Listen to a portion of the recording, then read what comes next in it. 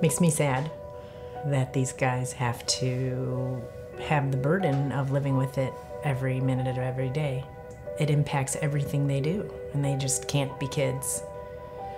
I lived 12 years of my life without it, and then all of a sudden, they told me I had it. I wasn't really expecting it, so I do feel a little cheated.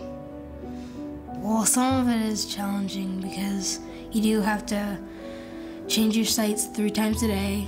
You have to check your blood like 8 times a day.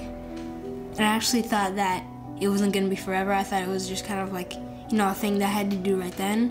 Then I learned that, and I was surprised because, you know, like I have to do this for the rest of my life.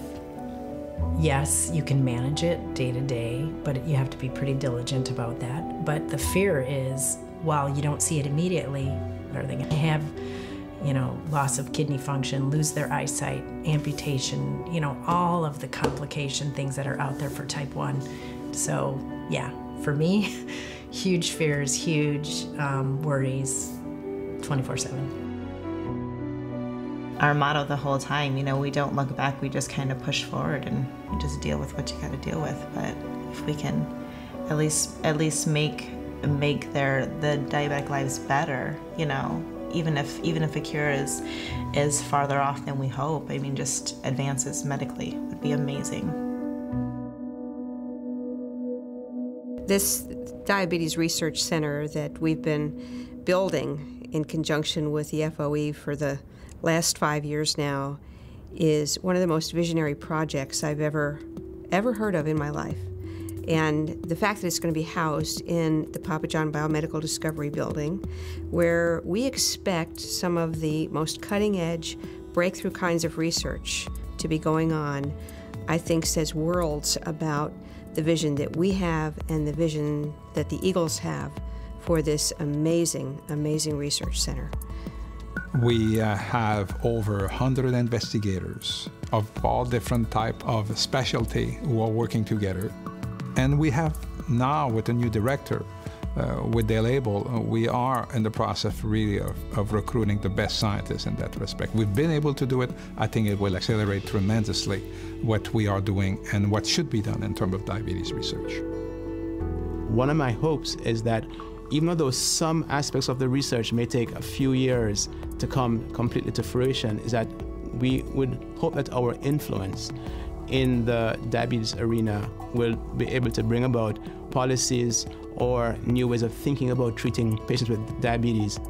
And I think what gives me hope is the fact that the research community is very committed, are very collaborative.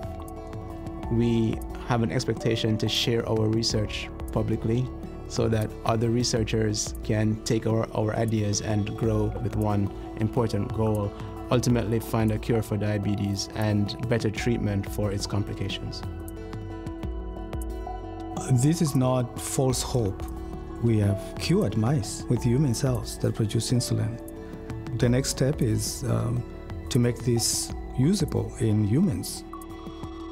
We've made real progress, tangible progress to achieving that goal. So we are now talking, it's not a question of if, it's just a question of when.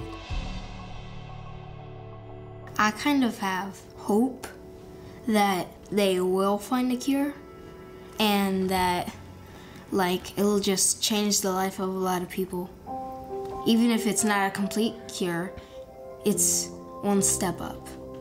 It would be life-changing to not have to think about it all the time. And if their work is going to bring us to that point, then that would mean everything to us. He wrote a letter to Santa about 2 years ago, and he said, "The only thing I want for Christmas is for my brother and sister to not have diabetes, so that they would never have to experience what I have to."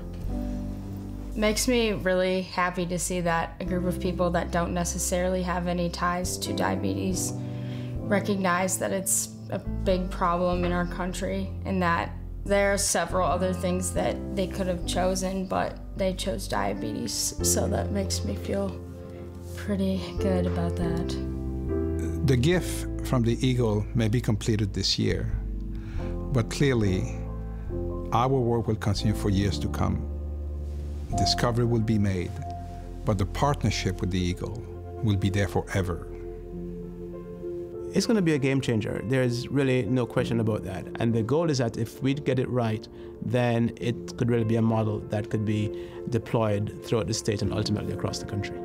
We already had diabetes research at the University of Iowa, but what has happened since we received this gift is remarkable, and that helps us make these discoveries and hopefully bring them to the patient in the near future.